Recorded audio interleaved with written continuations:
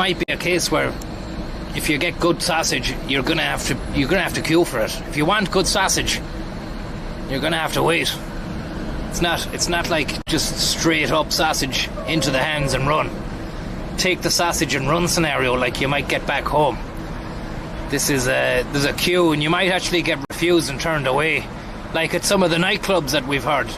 That's what happens. They just take a look at you and they decide whether or not they want to let you in. I think it could be the same with the sausage gaffs, where they take a look at you and they just go, "Nein, it is nicht. You're just not ready for sausage. Sausage is not for you, yeah? Bye-bye." I'm gonna go for the Kleinest menu for $5.60. They even do a curry vegan and a for $3.30. I'm not gonna bother with that. Even though it seems as though the future is going to be vegan and plant-based. As I was saying to you yesterday or the day before about how in the future we'll probably be looking back on the times when humans were allowed to control big chunks of metal which hurtled towards wherever at speed. How dangerous that might actually be to the minds of people. In the future we're probably going to be going, "What? You used to kill the animals, was it?" Well, and like, you didn't feel bad? You mean they didn't feel bad about that, no? And I'd say there might be some kind of like a way you'd be thinking in the same way that you were or what I was when you think about what happened in World War II with the, did people not feel bad about what they were doing and all that? And I'm sure they were following orders and all that. It's the same way maybe we're all eating meat.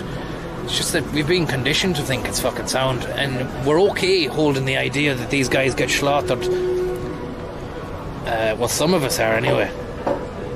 And then we're okay with eating at the plate. But at the same time, I don't think about the slaughtering when I'm eating it, So it's just that we know it happens and exists, but there's a separation in the mind there that allows you to go on. And there are claims to be made, perhaps, that it's psychopathic in its nature. Eating meat could be actually psychopathic. Because, correct me if I'm wrong, but isn't it a psychopath that's able to minimalize or ameliorate the feelings or the moralities of what it is that they're doing? So we could actually be a nation of psychopaths, because we do love the meat as well, But it makes us, I'm not saying it makes us who we are, but there's a lot of big fellas in Ireland, That's why you see they punch above their weight when they're playing rugby and they're fucking beating the All Blacks and all that. Small nation, big fellas. And that's because of the dairy, I'd say. It's because of the milk. It's because of the milk and the steaks. Thank you very much, Ryan McDyer and Fanny Schmeller. Thank you very much, and Leonardo, thank you very much. Watching the stream on a train from Budapest to Vienna, sipping on some champagne. Crazy bit of business altogether. Safe travels, Tommy. Thank you very much.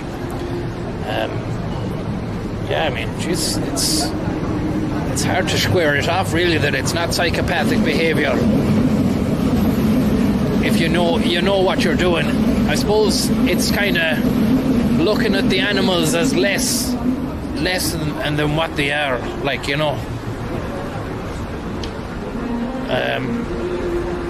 but as we become more hyper aware of everything, the communication becomes faster. Get prepared, or be prepared for some big changes happening very fast. And there's no way you can prepare yourself, because you don't know how they're going to happen and what shape they're going to take, but they're coming, they're happening now. And the whole push towards the green thing, sure, they were talking about that for years, but it was like, sure, we fix the ozone, it's grand. Now we can go back to doing whatever we want. It's not like that. It just probably is just going to be delayed shock coming again and again, year after year, until something else tips us over and makes it happen.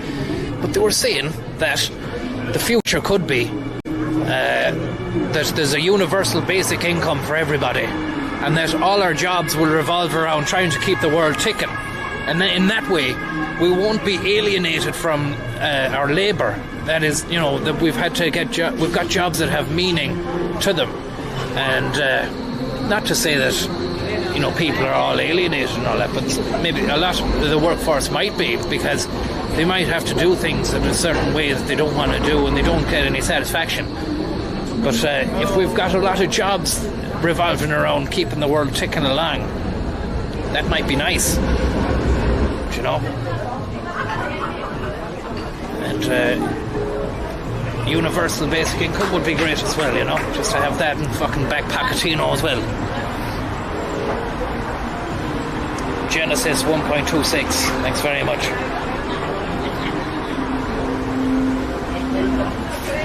That's some merchandise here.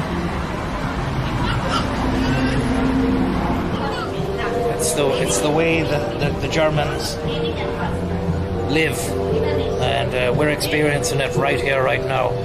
Let's dispense of all the chat about slaughtering animals and green living and socialist utopian ideals.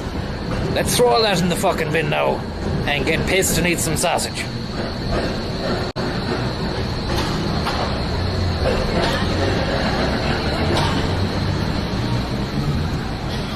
Cheers, everyone.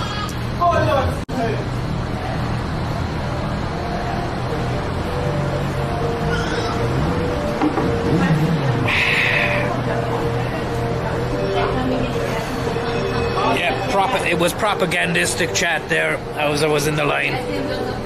I was actually collared by a few socialists. There was a few girls there with shaved heads earlier on handing out flyers.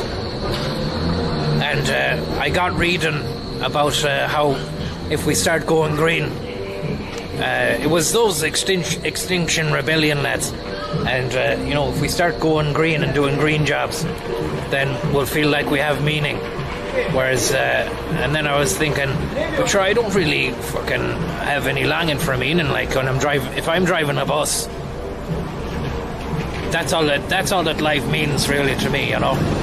And they said, yeah, but this diesel fumes is bad. You're killing environment, yeah. And I said, in fairness, I'm not killing the environment with those diesel fumes. The buses. So you can't blame me, really, can you? She said, you're choosing to do this, yeah? So I'm not choosing to do it, okay? There wasn't a choice in front of me. There was a choice to do it or not. I made the choice, but that's not me choosing to kill people, is it? She said, yeah, but you're doing it inadvertently. I said, no, I'm not. I'm taking passengers from where they want, and then they can get off. And then there's fucking petrol fumes coming out of that bus. They don't belong to me. They belong to the environment now. And they said that's not good for the environment. Said there are trees there now that'll take in that carbon, those diesel fumes. The trees will sort the diesel out and put out the oxygen.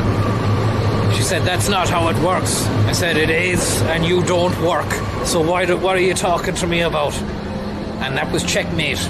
That was checkmate at that time.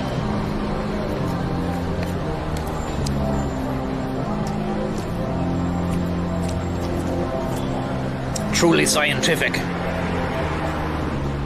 Maybe just this would do.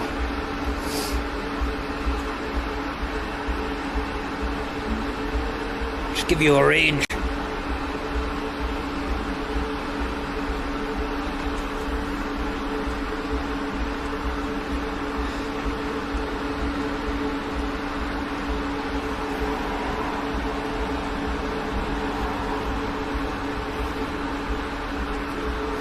That should do it. It was enough. Your head is in the way, says Eddie. Fuck it. It's my head in the whole way of the thing, was it? Sean says that's the one. Okay, fuck it. Yeah, we'll go for it. It'll do it.